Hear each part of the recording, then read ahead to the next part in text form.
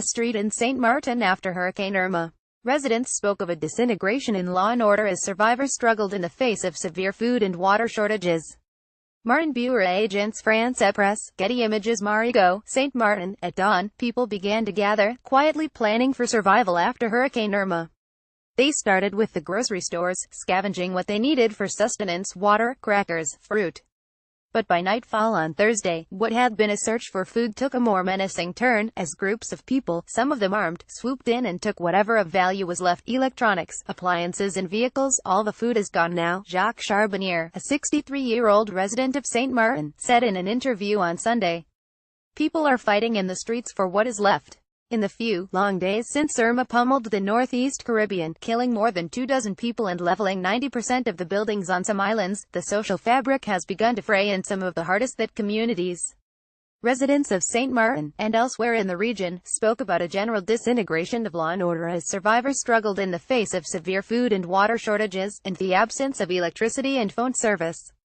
As reports of increasing desperation continued to emerge from the region over the weekend, governments in Britain, France and the Netherlands, which oversee territories in the region, stepped up their response. They defended themselves against criticism that their reaction had been too slow and insufficient. Both the French and Dutch governments said they were sending in extra troops to restore order, along with the aid that was being airlifted into the region. After an emergency meeting with his government on Sunday, President Emmanuel Macron of France said he would travel on Tuesday to St. Martin, in overseas French territory. Mr. Macron also announced late on Saturday that he would double France's troop deployment to the region, to 2,200 from 1,100. Officials say the increase is in part a response to the mayhem on St. Martin. The Dutch territorial side of the island has also experienced widespread security problems at shops. The issue was reported to have subsided by Sunday, though not completely. A woman carrying water in Marigot, the capital of St. Martin. Martin Bureau agents France Press, Getty Images. There was some looting in the first few days, but the Dutch Marines and police are on the street to prevent it, Paul de Wint, publisher of the Daily Herald, a newspaper on the Dutch side, said on Sunday. Some people steal luxury things and booze, but a lot of people are stealing water and biscuits. More than 265 Dutch military personnel have been deployed to the island, and an additional 250 are expected to be sent to the region in the next few days to help maintain order and assist with relief efforts, the Dutch government said. In addition, 90 police officers have been flown in from Curaçao, another Dutch territory. The storm delivered a direct hit on the region starting Wednesday, destroying airports and ports, knocking out power and potable water systems, and leaving many tens of thousands of residents and tourists isolated and increasingly desperate, unable to go anywhere. The crisis worsened on Saturday as Hurricane Jose rumbled through the region. Though the islands hit by Irma avoided a direct blow from the second hurricane, its arrival forced the suspension of relief and rescue operations, prolonging the agony for many. On Sunday, officials announced that 2 more bodies had been discovered on the Dutch side of St. Martin, increasing the death toll in the Caribbean attributable to Hurricane Irma to at least 27.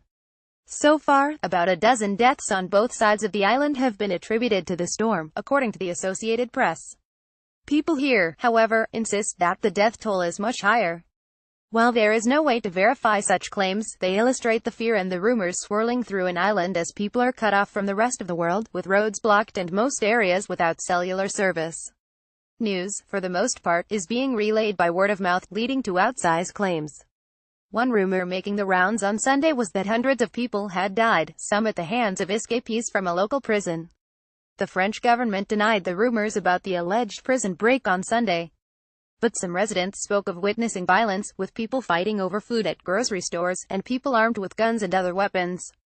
Residents reported that armed men had entered the Hotel Flamboyant in Marigot, the capital of the French side, and robbed tourists by knocking on the doors to their rooms, flashing guns and demanding valuables. The French National Gendarmerie, whose troops are in St. Martin and St. Barthélemy, another French overseas territory ravaged by the hurricane, announced on Twitter on Sunday that it had made 23 arrests. In a statement, the French Interior Ministry said extraordinary resources have been sent to the Antilles.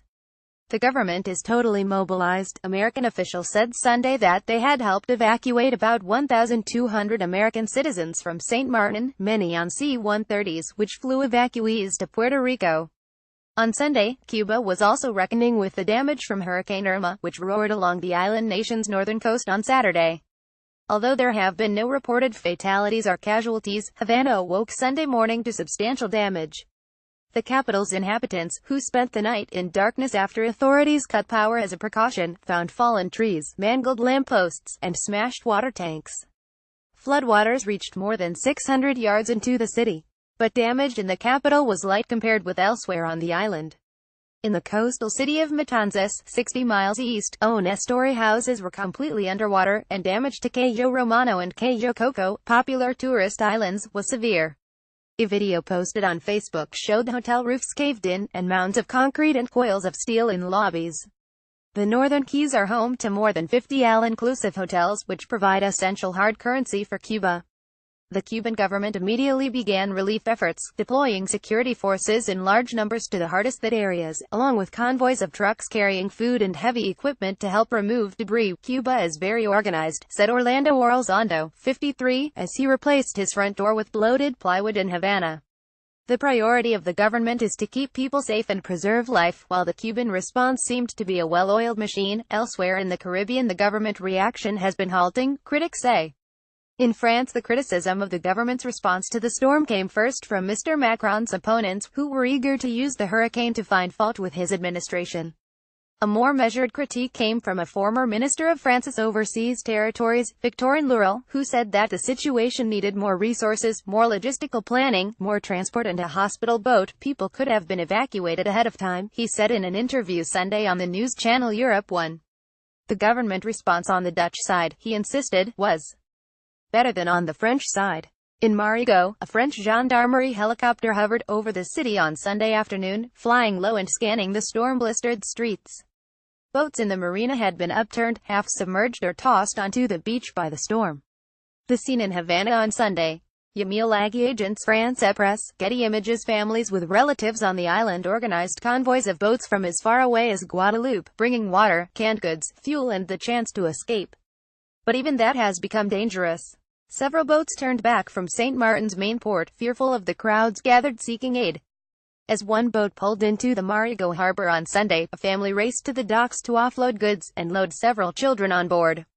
Goodbyes were said quickly, and the new passengers who climbed aboard heaved a sigh of relief as the boat pulled off. Miva Canapale, 20, wept as the boat began to distance itself from the island of St. Martin, destined for Guadeloupe, a 6-hour ride on choppy seas. She was grateful. "It was getting bad on the island," she said. "Someone broke into our home and tried to rob us, but my parents managed to scare them away." In a statement on Sunday, the French Interior Ministry said that after emergency needs are dealt with, reconstruction will begin. Among its priorities, the statement said, it intends to distribute 1 million liters of drinking water, secure private property and get the telecommunications systems running again. On Tuesday, a French Navy ship equipped with a hospital and carrying helicopters, troops and reconstruction material will depart from France. In Britain, lawmakers from both the governing Conservative Party, as well as the Labour opposition, have accused the government of failing to take adequate precautions to protect the residents of 3 British territories lying in the path of Hurricane Irma and Hurricane Jose.